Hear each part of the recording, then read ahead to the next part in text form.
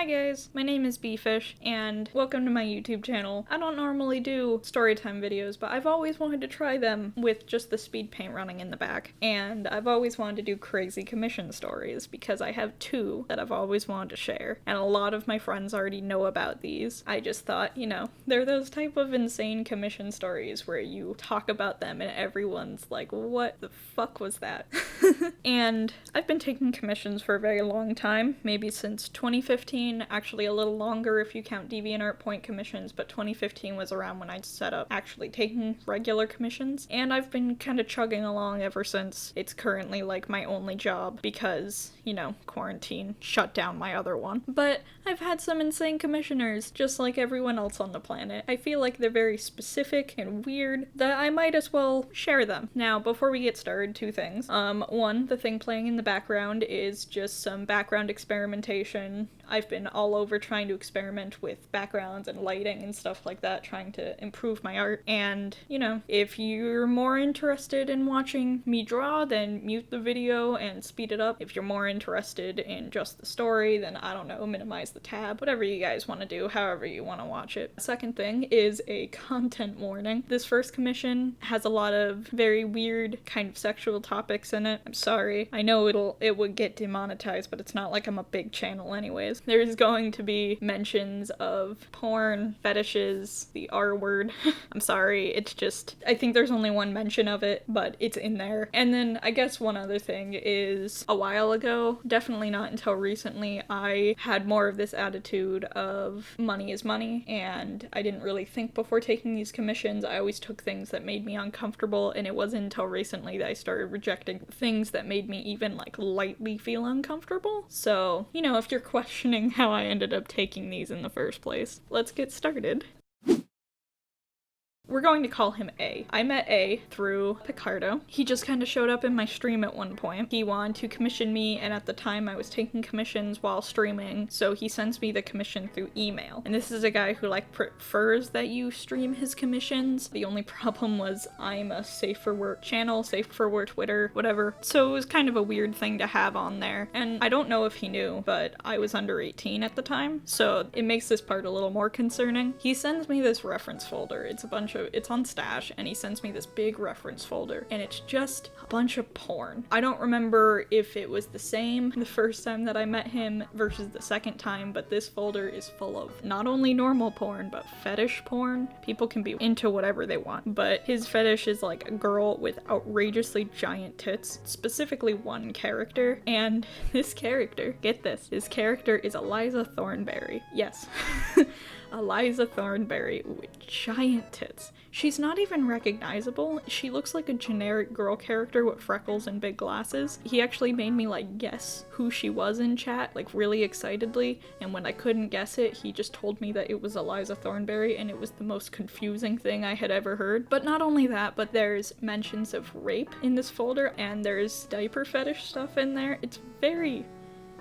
all of this sent to like, I might have been 16 at the time. 16, maybe 15. I don't remember, because this was all live on a stream. And he sends me this reference folder, and it's a self-ship with him and giant tits Eliza Thornberry. He gave me so many requests. Like, he would constantly keep asking me for changes, specifically about her chest size, constantly, to a point where people in the chat were like asking him to calm down and let me fucking draw, because he was asking for it so much. I would already draw the boobs like inhumanely, and he would want them just bigger and bigger. Like, you can't even see her torso. It's not like the rest of her evens it out, it's just the chest. So I got to, I think, the coloring stage, and I said that I was pretty done for the night. It was getting late, and he literally forced me to keep streaming, like telling me that he wanted me to finish his commission on stream, or he was going to ask for a refund or stuff like that. And I kept saying like, I want to end the stream, please just let me in the stream. And he didn't let me. I had to finish the commission and send it to him on email, but I didn't hear from him for a while. That was the end of that, and it was just the first part of this insane commission story that I told people about. And then last year I get a note from him.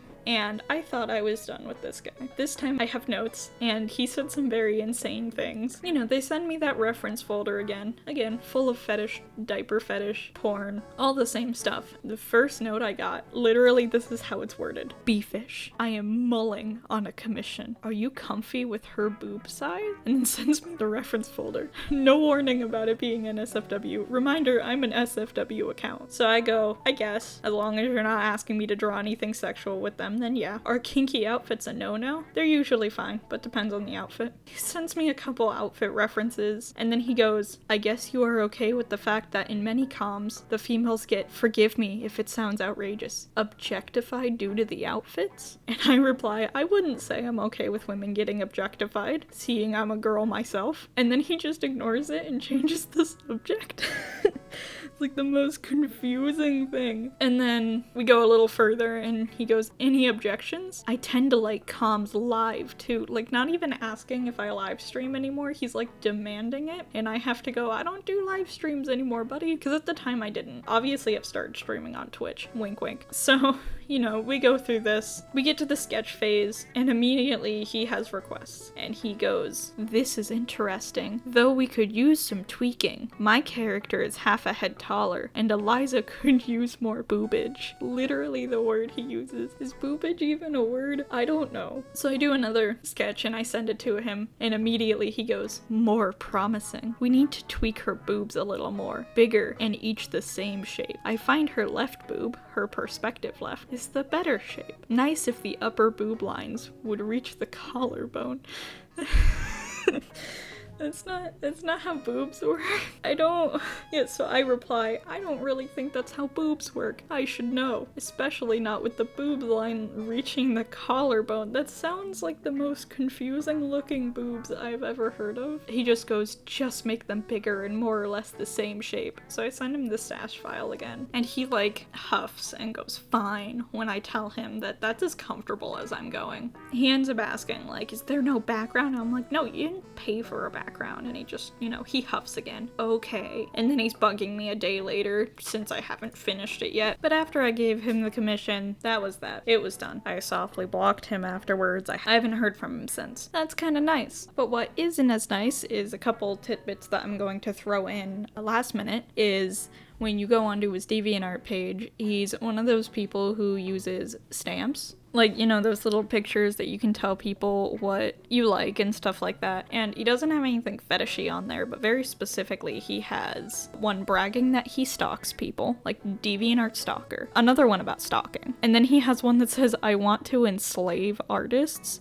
And when you click it, you find out that he commissioned someone to make that stamp. And that's really, really creepy. Okay, obviously something's messed up with this guy. Now, I guess that's the end of the story. Moral of the story, maybe fucking warn people before you send them porn references. Everyone's a little different. Some people are fine with it, but obviously a lot of people aren't. I'm okay because I'm 20 and I really don't mind as long as you warn me and you leave your fetish shit out of it. Because some people only have NSFW reference sheets and I don't care. As long as it's just the reference sheet and you leave the other shit out of it. But a lot of people aren't okay with it, or, like the first part of the story, are underage. And, you know, other moral of the story, stop being so fucking creepy. There's like some weird problem on DeviantArt where people think they can just commission a bunch of fetish stuff out of people. Even when you're an SFW artist, I found an old comment of someone like requesting severe fat fetish art out of me when I was like 13. I don't know why this is such a problem. People need to start realizing that your fetish stuff, you know, you can't just ask anyone to draw that. And you definitely shouldn't be leaving it in your references. Obviously 90% of it was fetish art with her boobs, but specifically I'm talking like the rape fetish and the diaper fetish, and there were a couple other things in there that I haven't mentioned. Very uncomfortable. So I guess that wraps that up. This is technically only a part 1 because I have a second commission story that's a lot longer than this one that is going to come out soon. Hopefully. I might even record them the same day. And that'll be out soon, so make sure to like, comment, subscribe, hit the bell if you're interested in hearing that second one. I don't know how to end videos. Bye-bye!